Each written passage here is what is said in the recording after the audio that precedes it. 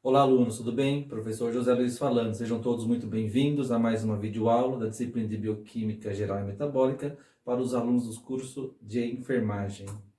Lembrem-se de complementar esta videoaula com material aí no formato em PDF que eu disponibilizei para vocês lá no portal do aluno. Eventuais dúvidas podem me procurar através do WhatsApp no horário das nossas aulas ou até mesmo fora deste horário.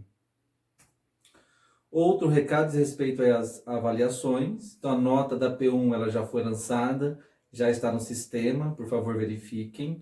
E a nota da P2 ela vai ser dada pela média de 2 atividades que vocês irão realizar no portal do aluno, nos dias 20/5 e 27/5. A média dessas 2 atividades vai corresponder à nota da P2, certos? E todas as outras atividades que vocês já realizaram no portal do aluno, essas atividades irão compor a nota do EDP. Muito bem, gente. Então, na videoaula de hoje, nós vamos falar aí sobre água e eletrólitos, tá?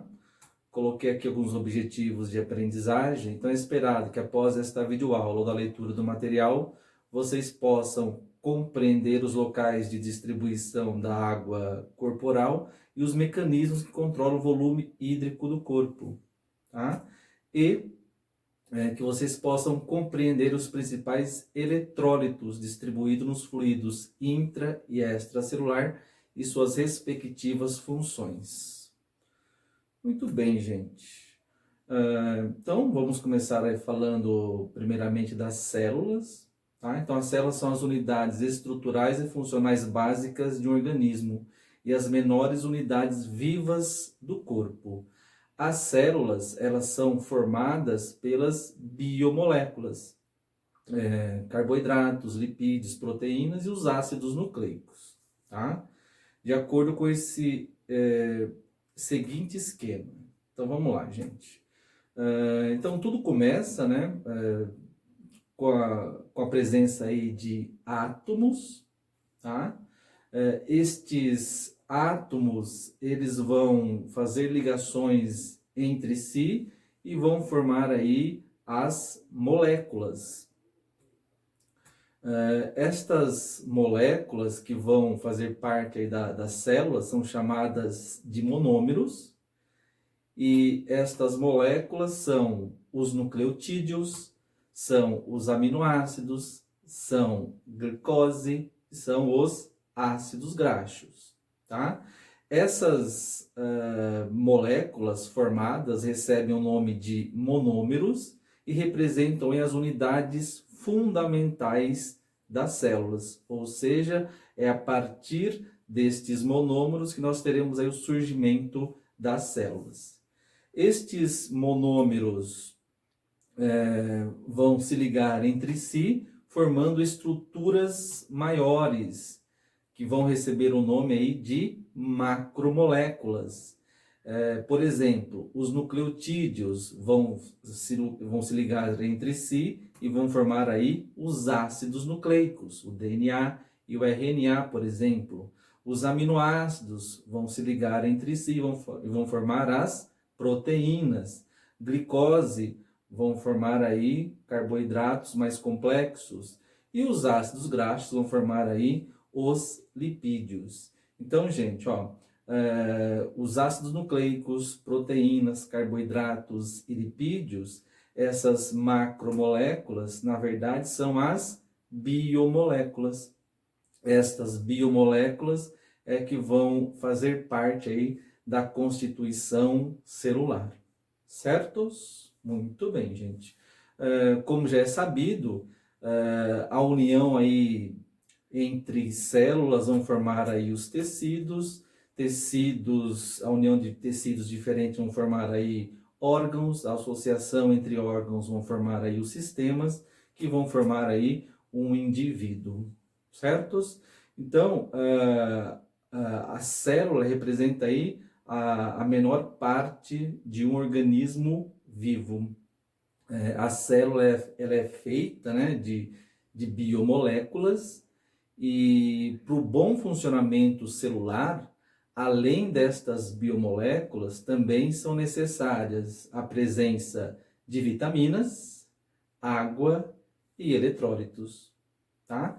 As biomoléculas e as vitaminas nós já falamos em videoaulas passadas, e na videoaula de hoje nós vamos falar aí sobre a importância da água e dos eletrólitos. Muito bem, gente. Então, no nosso corpo, nós temos água e eletrólitos, que deve estar em equilíbrio. Esse equilíbrio é chamado de equilíbrio hidroeletrolítico, que refere-se à quantidade normal de água e eletrólitos dentro dos fluidos intra e extracelular, tá? O principal componente destes fluidos é a água.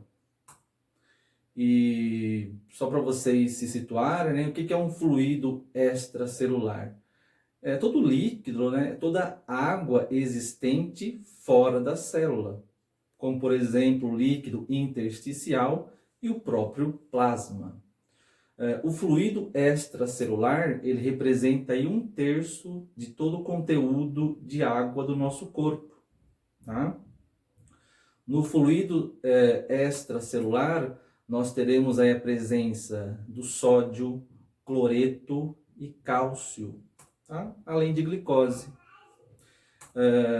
Outra característica aí do volume do fluido extracelular é que esta composição vai fazer aí com que o fluido extracelular tenha cargas, né, tenha a característica de ter cargas positivas. Diferentemente do fluido intracelular, que é todo líquido, toda água existente dentro da célula. O fluido intracelular representa aí 2/3 do conteúdo total de água do organismo. O fluido intracelular, ele vai ser rico aí em potássio, magnésio, fosfato, além de aminoácidos e proteínas. Devido a essa composição, o fluido intracelular vai ter aí um caráter, né, vai ter cargas negativas. Então essa polarização, essa presença de cargas positiva e negativa é de extrema importância para algumas células, principalmente as células excitáveis, como neurônios e as células musculares, tá? Então reparem que a composição dos fluidos extra e intracelular são diferentes. E essa diferença vai ser mantida aí pela membrana plasmática, tá? A membrana plasmática aí ela é semipermeável, que significa ela é permeável à água e ela é seletiva para alguns compostos, como por exemplo aí os íons. E através do transporte ativo e passivo é mantido essa diferença entre a composição entre os fluidos extra e intracelular, certos? E isso é de vital importância, né, para o bom funcionamento do corpo. Condição essa chamada de homeostase. Muito bem, gente. Então, a água é sem dúvida o componente individual mais abundante aí no nosso corpo. Em crianças, a água representa aí 75% da massa corporal total do indivíduo. Em adultos, a água representa aí 60% da nossa massa corporal total. E em pessoas idosas, o volume de água diminui um pouco, tá? Representando aí 55% do volume total de água de um indivíduo. Isso ocorre porque quando nós envelhecemos, os nossos mecanismos que mantêm responsáveis pela manutenção do nosso volume de água no corpo não funcionam mais de maneira adequada. Certos? Muito bem, gente. Então, coloquei aqui alguns exemplos, né, da porcentagem de água em alguns tecidos corporais. Então, o tecido nervoso, ele contém aí 90% de água, tecido muscular, 80% de água, tecido epitelial, 70% de água, tecido ósseo contém aí 20% de água, e o tecido que contém menos água é o tecido adiposo, contém aproximadamente de 7 a 10% de água. Certo, gente? O que mais? Então, a água, né, ela é bastante importante, né? Ela vai desempenhar aí algumas funções no corpo, tá? Como, por exemplo, a água, uma das principais funções dela é servir como um solvente polar, ou seja, ela é capaz de dissolver aí compostos iônicos e polares, tá? A água, ela fornece aí um meio ideal para as reações químicas que são processadas por enzimas. O que mais? A água representa aí um meio de transporte que vai facilitar a entrada e até mesmo a saída de substâncias da célula, tá? Além da água ser responsável pela nossa manutenção da temperatura corporal. Certos? O que mais, gente? Então, nós temos aí dois compartimentos, né? O compartimento extracelular, que contém o fluido extracelular, e um compartimento intracelular, que contém aí o fluido intracelular, tá? O principal componente desses fluidos, como nós vimos, é a água, e o que mantém a água nestes compartimentos é a presença aí de íons, tá? Como por exemplo o sódio e o potássio, tá? Então o que mantém o volume de água no compartimento extracelular é a presença do sódio, tá? E o que mantém a água no compartimento intracelular é a presença do potássio. Então, qualquer desnível em relação a estes íons, nós teremos aí um movimento de água entre esses dois compartimentos, tá? Como, por exemplo, numa situação de hipertonicidade, tá? Então, na hipertonicidade, nós temos um excesso de soluto no fluido extracelular, tá? Então, o que acontece nessa situação? Então, a água dentro da célula, ela vai sair, ou seja, a água vai sair do fluido do meio intracelular para o meio extracelular. Por quê? Devido à quantidade excessiva de soluto, de íons, tá? Então, na hipertonicidade, a água sai da célula, essa perda de água faz com que a célula murcha, né? Processo chamado aí de crenação, tá? E quando isso ocorre, essa perda de água pela célula é extremamente prejudicial aos neurônios, por exemplo, tá? Isso ocorre em casos de desidratação.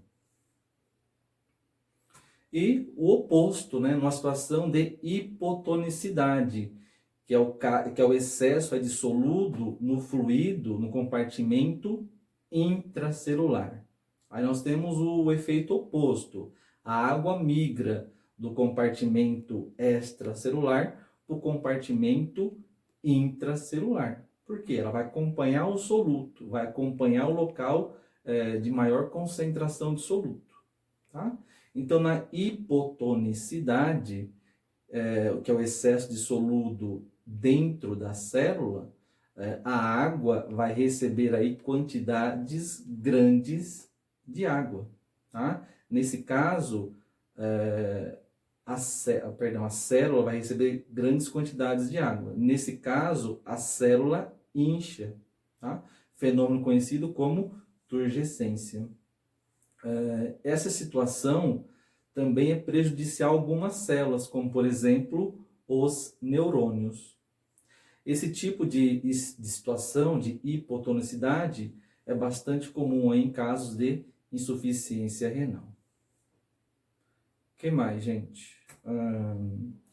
Então, nós temos aí um volume de água que deve ser mantido, tá? Um volume de água nos compartimentos intra e extracelular.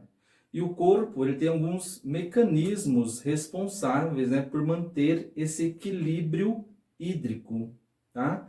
Esse equilíbrio hídrico ele vai ser dado aí pelo hipotálamo e pela presença de alguns hormônios, como o hormônio antidiurético, a aldosterona e o hormônio PNA.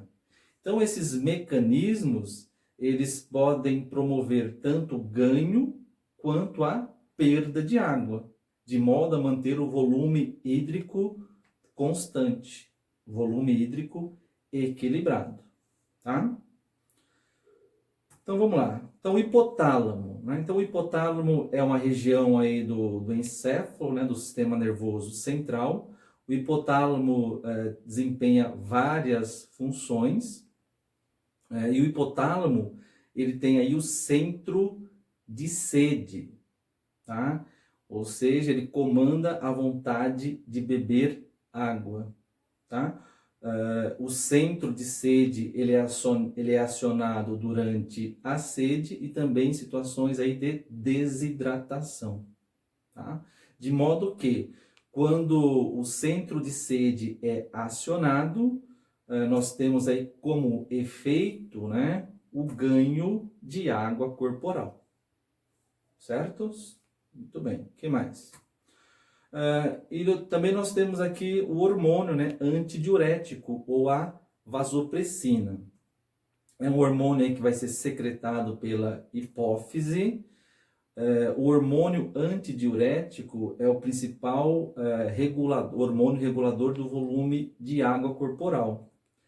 Esse hormônio atua nos rins e estimula a reabsorção de água, ou seja, nós teremos aí uma diminuição da perda de água através da urina. Tá? O hormônio antidiurético ele vai ser secretado em situações de desidratação ou hemorragias. Tá? E o efeito do hormônio antidiurético ele vai promover então o ganho de água.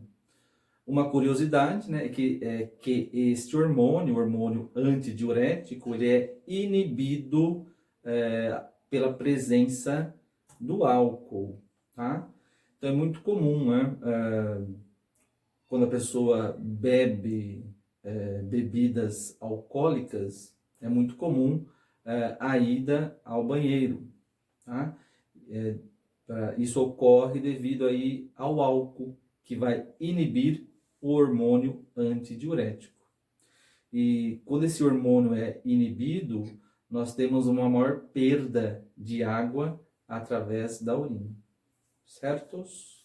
O que mais, gente? E isso leva a casos de desidratação, né, por exemplo.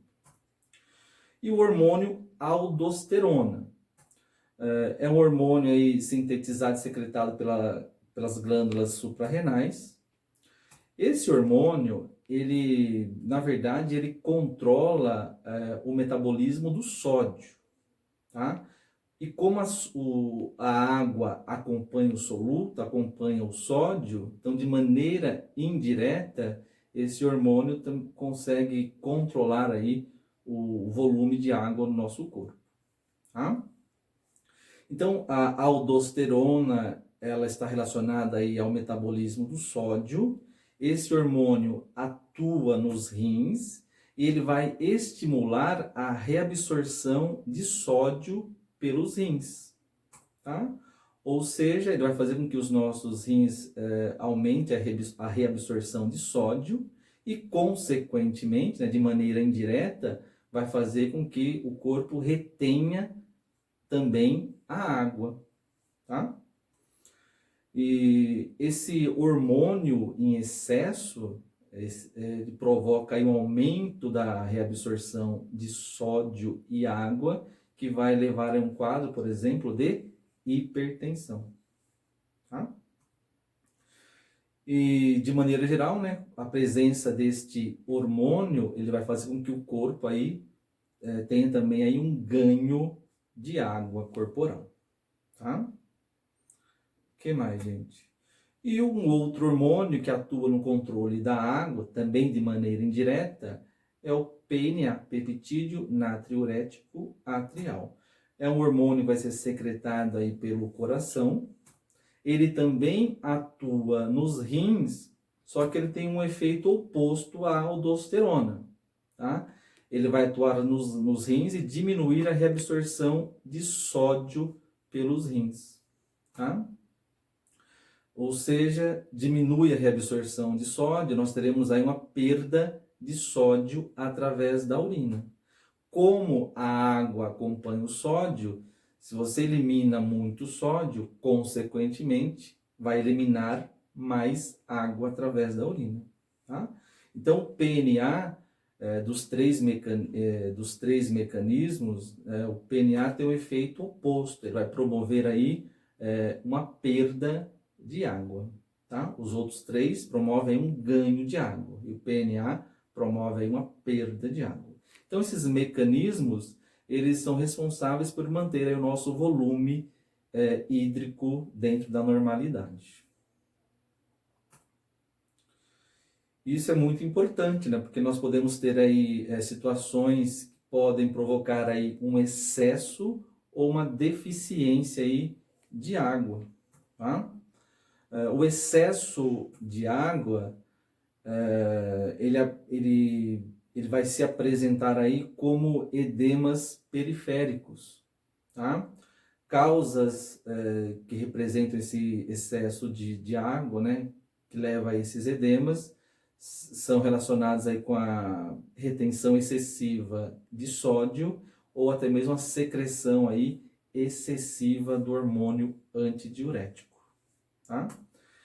E a deficiência de água está associada aí com a hipovolemia, e deficiência de água está relacionada com a perda acentuada de sódio, deficiência do hormônio antidiurético, situações de vômito e diarreia, tá? Só fazendo um parêntese em relação aqui ao hormônio antidiurético, tá? Ele vai ser responsável então pela retenção de água pelo corpo, tá? Nós temos uma doença conhecida como diabetes insípido. Não tem nada a ver com diabetes mellitus, que nós vimos aí em aulas passadas, tá? Só para fazer uma relação, diabetes mellitus significa fluxo de urina doce. Diabetes insípido significa um fluxo de urina diluída, tá? Urina sem gosto. De qualquer forma, né, o diabetes insípido é uma doença caracterizada pela não produção do hormônio antidiurético, tá? Ou, às vezes, a pessoa até produz esse hormônio antidiurético, mas ele não, em alguns casos, ele não consegue exercer o seu efeito lá nos rins, tá? E quando isso ocorre, né, essa deficiência do hormônio antidiurético ou a incapacidade desse hormônio em atuar nos rins, vai fazer com que a pessoa ela vai fazer com que a pessoa tenha perdas excessivas de água através da urina, tá? Normalmente essa doença surge depois, é mais comum, né, quando a pessoa tem algum tipo de traumatismo craniano, prejudica lá a hipófise, ela não consegue secretar esse hormônio, por exemplo, tá? Então, quem tem essa doença, né, alguns sintomas característicos, né, sede excessiva, associada aí a uma excreção, né, uma eliminação de grandes quantidades de água através da urina. Certos? Muito bem, gente. O que mais? Agora vamos falar um pouco aí sobre os eletrólitos.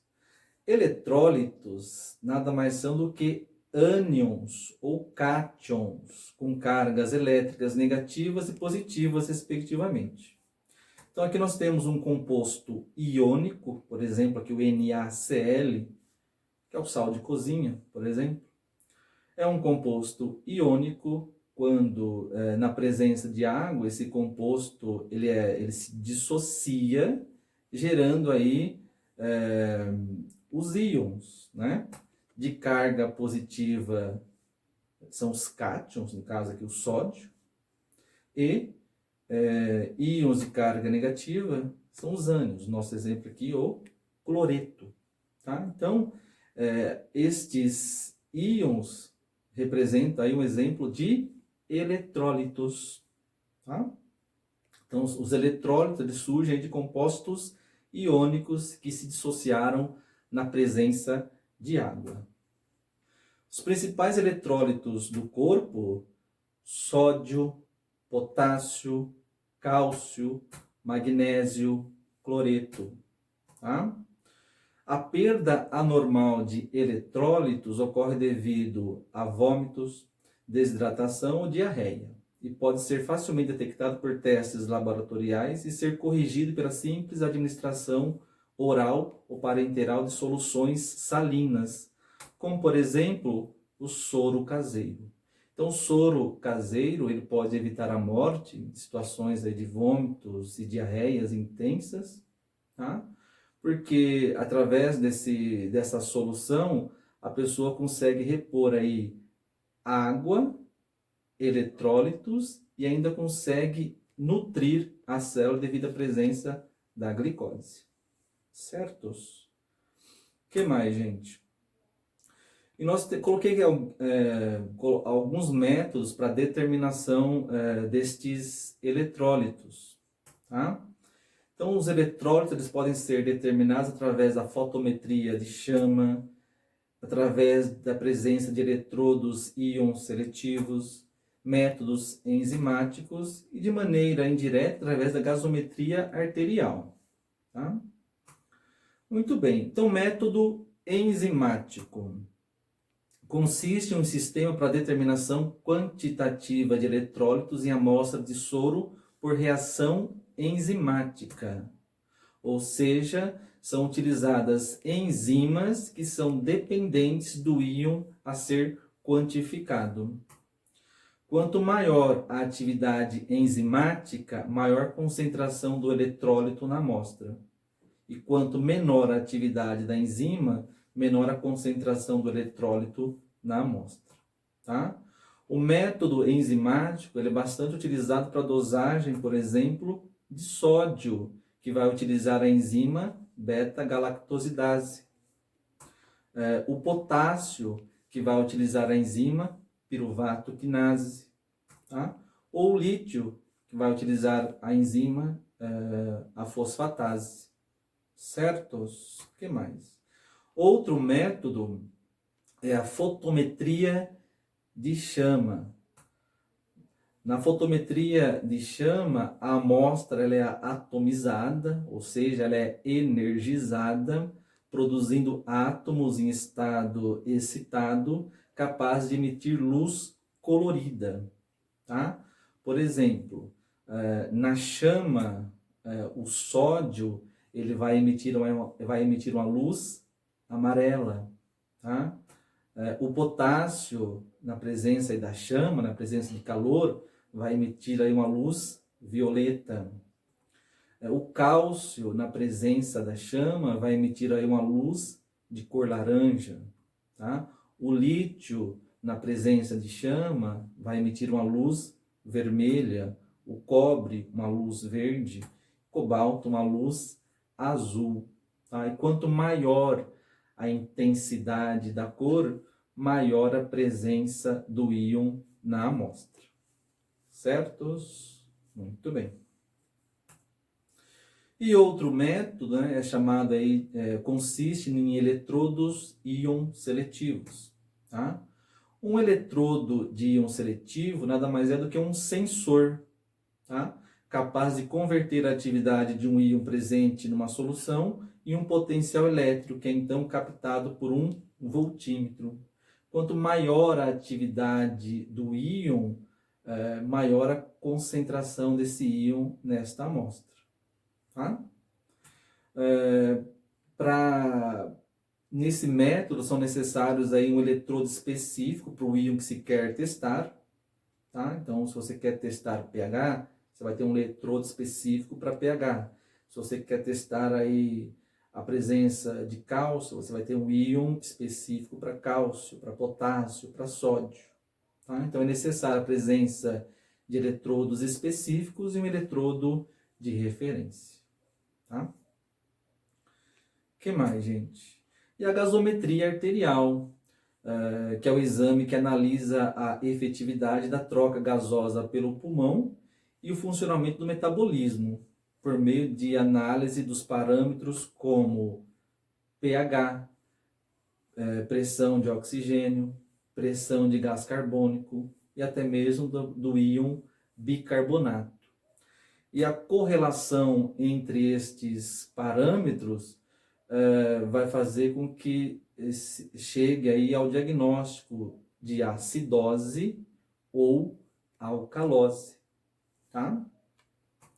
Então nós podemos ter, por exemplo, acidose respiratória ou uma alcalose respiratória, tá? A acidose respiratória ela vai ser caracterizada pela incapacidade dos pulmões em eliminar o gás carbônico. A acidose respiratória pode ocorrer aí na presença de doenças pulmonares obstrutivas crônicas, por exemplo. Tá? E a alcalose respiratória vai ser caracterizada pela eliminação excessiva de CO2 pelos pulmões. Comum em situações de pneumonia, asma, febre, ansiedade e infecções. Tá? Então, nós temos quadros de acidose e alcalose respiratória e podemos ter casos, né, de acidose metabólica ou alcalose metabólica. Tá? A acidose metabólica ela vai ser caracterizada pela retenção excessiva de H+, ou pelo déficit do íon bicarbonato. Causas de acidose metabólica, diabetes, uso abusivo de álcool, insuficiência renal. E a alcalose metabólica vai ser caracterizada pela eliminação excessiva de H+, ou pelo aumento do íon bicarbonato. Causas de alcalose metabólica, uso de antiácidos, uso de diuréticos e síndrome de Cushing. Tá? Síndrome de Cushing está relacionada, aí, por exemplo, com a produção excessiva de aldosterona. Muito bem, gente. Então, essa visão geral aí dos eletrólitos, né? Eles desempenham várias funções, como, por exemplo, né? São responsáveis por manter a pressão osmótica e a distribuição de água, né? Nos compartimentos intra e extracelular. São responsáveis pela manutenção aí do pH fisiológico, principalmente devido ao íon H+, tá? Eles são responsáveis por regular a função apropriada do coração e músculos, tá? Participam das reações de óxido-redução e são componentes aí das enzimas, né? Chamados de cofatores. Então, muitas enzimas, para terem suas funções dentro da normalidade, necessitam da presença de íons, por exemplo, tá? Recebendo o nome de cofatores. Só lembrando que esses cofatores podem ser íons ou as vitaminas. Obviamente, né, esses eletrólitos são capazes de conduzir aí corrente elétrica. Então, vamos falar desses eletrólitos. Então, primeiramente, é o sódio, cujo local de predomínio é o fluido extracelular. O sódio é responsável pela osmolalidade do plasma, né? O que é a osmolalidade? Está relacionado com o número de partículas dissolvidas em solução. Quanto maior o número de partículas, maior a osmolalidade do plasma, por exemplo. Tá? Ele regula o volume de água no plasma, né? E junto com o potássio, através aí da bomba de sódio e potássio, ele vai ser responsável pela polarização das células, que é aquela presença de cargas positivas e negativas. Isso é de fundamental importância para células excitáveis, como neurônios e células musculares. Tá? Regulação do sódio no plasma. Então, nós temos aí o mecanismo renal. Então, os rins têm a capacidade de reter ou excretar grandes quantidades de sódio, pela retenção ou eliminação de água através da urina, respectivamente. Tá? Outro sistema responsável pelo controle do sódio é o sistema renina-angiotensina-aldosterona. Isso é uma via metabólica em que o produto final é a aldosterona. Tá? E como nós vimos, né, a presença da aldosterona é responsável aí pela retenção, pela absorção aí de sódio. Tá? Então, a presença da aldosterona retém sódio. O PNA tem um papel inverso da aldosterona, ele vai ser responsável aí pela eliminação de sódio através aí da urina. E a dopamina, que é um neurotransmissor, que também atua aí nos túbulos renais e promove a excreção de sódio também aí através da urina. Certo? Então, esses são esses mecanismos responsáveis pelo metabolismo do sódio. Tá? Aí nós temos os extremos, né? Nós podemos ter um excesso de sódio no plasma, condição chamada de hipernatremia, que vai resultar em sintomas como sede, mucosas secas, edemas, hipertensão, tremores e irritabilidade. Causas da hipernatremia, desidratação e a síndrome de Cushing. E a hiponatremia está relacionada com a diminuição dos níveis de sódio no plasma. Sintomas da hiponatremia: fraqueza muscular, cefaleia, hipotensão e náuseas. Tá? Causas da hiponatremia: excesso da ingestão de água, doenças cardíacas, doenças renais e problemas nas glândulas suprarrenais. Tá? Potássio, né? É o principal íon aí do fluido intracelular. Potássio, né, como já foi falado anteriormente, juntamente aí com o sódio, né, faz parte da bomba de sódio e potássio, que vai ser responsável pela polarização das células, que é essencial para o bom funcionamento das células excitáveis, né, neurônios e músculos. Tá? O potássio também ajuda no metabolismo celular. E os mecanismos que regulam o potássio, o mecanismo renal. Então, por exemplo, né, os rins têm a capacidade de reter ou excretar potássio. A quantidade de potássio excretado na urina vai ser proporcional à quantidade de potássio ingerido através da dieta. Tá? Então, nós temos o mecanismo renal e a aldosterona. Então, aqui é interessante, né? Só presta atenção aqui, por favor. Então, a aldosterona, ela atua nos túbulos renais, né? Promovendo a reabsorção, a retenção de sódio e a eliminação de potássio.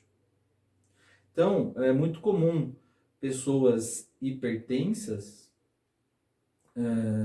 devido ao excesso de aldosterona, terem em contrapartida, né, apresentarem um déficit de potássio. Por quê? A aldosterona é responsável por reter o sódio e eliminar o potássio através da urina, tá?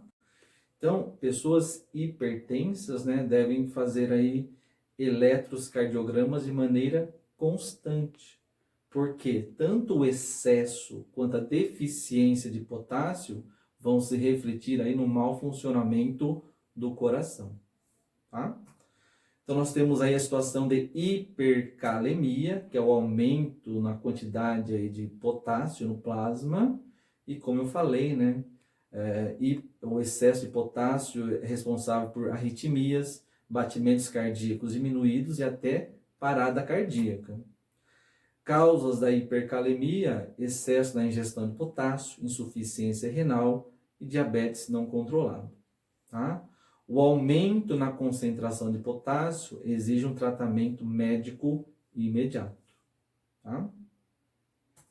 E o mesmo vale para a hipocalemia, que é uma deficiência de potássio no plasma. Mesma coisa, né? A deficiência de potássio também vai se refletir no funcionamento do coração. Deficiência de potássio é responsável por contrações involuntárias da musculatura esquelética e também responsável por arritmias. Causas da hipocalemia: déficit na ingestão de potássio, vômitos, diarreias, doenças renais e até mesmo o uso de diuréticos. Tá? E o cloreto é o principal ânion do fluido extracelular, juntamente aí com o sódio, mantém uma das funções, né, do cloreto, juntamente com o sódio, mantém constante o volume de água nos fluidos intra e extracelular. Tá? O excesso de cloreto no plasma é chamado de hipercloremia, e quando isso ocorre, a principal manifestação dessa ocorrência é a acidose metabólica. Tá? A acidose metabólica, né, está relacionada com a alteração aí no pH sanguíneo. Nós temos uma diminuição no pH sanguíneo, e qualquer alteração no pH também vai se refletir no sistema nervoso. Tá? Causas aí da hipercloremia: desidratação, insuficiência renal e diabetes. E a hipocloremia, que é uma deficiência aí de cloreto no plasma, que vai resultar numa condição de alcalose metabólica. Na alcalose metabólica, o pH sanguíneo ele está aumentado, tá? E como eu falei, qualquer alteração no pH vai se refletir no sistema nervoso central, tá? Tanto a acidose quanto a alcalose. Causas da hipocloremia: déficit na ingestão de cloreto, vômitos, diarreia, doenças renais e alcalose metabólica. Tá? E o cálcio, responsável, ele também é um dos íons do fluido extracelular. Ele vai ser responsável pela transmissão aí de impulsos nervosos. Outra função do cálcio está relacionada aí principalmente, né, na contração e relaxamento muscular, além de participar de reações químicas enzimáticas, né, essenciais ao organismo. Hipocalcemia está relacionado com a deficiência de cálcio, que vai resultar aí em ausência de sensibilidade e fraqueza muscular. A principal causa da hipocalcemia é o hipoparatiroidismo. Tá? E a hipercalcemia, caracterizada por um excesso de cálcio no plasma, que vai se refletir em irritabilidade, dor nos ossos e contrações musculares involuntárias. Tá? Causas da hipercalcemia é o hiperparatiroidismo e até mesmo a presença de doenças renais. Certos? O que mais, gente? Acabou. Né? Então tem questões lá no portal do aluno, atividades online, por favor, façam. Boa noite.